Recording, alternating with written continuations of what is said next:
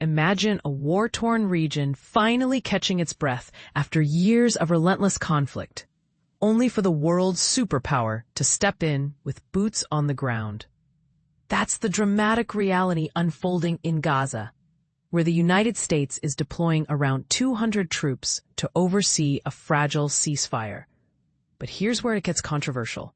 Is this a genuine path to peace, or just another layer of foreign influence in a deeply divided land? Stick around, because the details reveal a complex web of international cooperation that's sparking heated debates. In a move announced from Washington, American officials have confirmed that these troops are heading to Israel as part of a broader coalition. This team isn't just military. It includes representatives from allied countries, non-governmental organizations, NGOs, and even private sector experts. Together, they're forming a united front to support and observe the ceasefire agreement in Gaza, a strip of land that's been ravaged by 2 years of brutal warfare. For beginners wondering what a ceasefire really entails, think of it as a temporary halt in fighting, like pressing pause on a violent movie, giving everyone a chance to breathe and negotiate. But enforcing it? That's where things get tricky, and this multinational group is stepping up to make sure it sticks. At the heart of this effort is the establishment of a civil-military coordination center right in Israel. Led by U.S. Central Command, this hub will play a crucial role in streamlining the delivery of humanitarian aid. Think food, medicine, and shelter for those who've suffered immensely, along with logistical support and security measures into Gaza. It's designed to ensure that help flows smoothly without getting caught in the crossfire, much like a traffic controller directing planes at a busy airport. And this is the part most people miss. These are some of the first concrete details on how the ceasefire will actually be monitored, with the U.S. military taking a hands-on role. After Israel and Hamas hammered out the initial phase of a plan championed by the Trump administration to stop the bloodshed, plenty of uncertainties linger. What happens next? Questions abound about disarming Hamas, pulling back Israeli forces from Gaza, and setting up a new civilian government there. It's like building a house on shaky ground, exciting in theory, but fraught with potential pitfalls.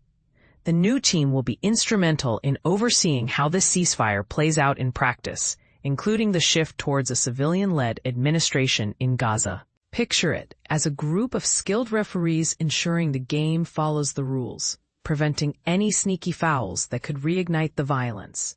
Staffing this center will be about 200 U.S. service members, each bringing specialized skills in areas like transportation, getting supplies from point A to B efficiently, planning, mapping out safe routes, security, protecting convoys from threats, logistics, organizing the big picture, and engineering, perhaps repairing damaged infrastructure. Importantly, no American troops will set foot in Gaza itself, a decision that keeps them stationed in Israel while coordinating from afar. This setup helps clarify for newcomers that the U.S. role is supportive and observational, not directly intervening in the territory. These troops are being drawn from U.S. Central Command and other global bases, with some already arriving and more expected over the weekend to kick off planning and setup. To give you a sense of the scale, it's like assembling a diverse team for a major international event where everyone brings unique strengths to the table.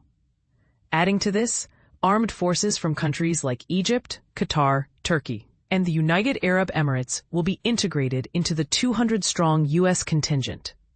The American personnel will act as the glue, blending this multinational force and liaising closely with Israeli defense teams. It's a collaborative model that emphasizes unity, but it also raises eyebrows. How will these different nations, with their own histories and tensions, work together without friction? As for where exactly the U.S. troops will be based, that's still being ironed out, with officials planning to finalize details by Friday. Meanwhile, President Donald Trump took a moment during a White House cabinet meeting to spotlight Admiral Brad Cooper, the head of U.S. Central Command. Trump praised Cooper's contributions, noting his collaboration with key figures like Special Envoy Steve Witkoff, Trump's son-in-law Jared Kushner, and Secretary of State Marco Rubio. Cooper, I hear he's been fantastic. Trump remarked, highlighting the admiral's pivotal role. Cooper was actively involved in the talks held in Egypt earlier this week, where he reassured Arab nations at the table that the U.S. would back its promises with real commitment. This assurance was then relayed to Hamas, helping to build trust. In a display of preparedness, Cooper assured them that a fully operational command post could be established within just 2.5 weeks. It's a bold timeline that underscores the urgency of stabilizing the region. This breakthrough agreement, reached on Wednesday, came after intense pressure from the United States and regional mediators on both Israel and Hamas to end the hostilities. The fighting had left Gaza in ruins, claiming the lives of tens of thousands of Palestinians, igniting other conflicts across the Middle East, and leaving Israel increasingly isolated on the global stage. The deal's first phase is straightforward, yet profound.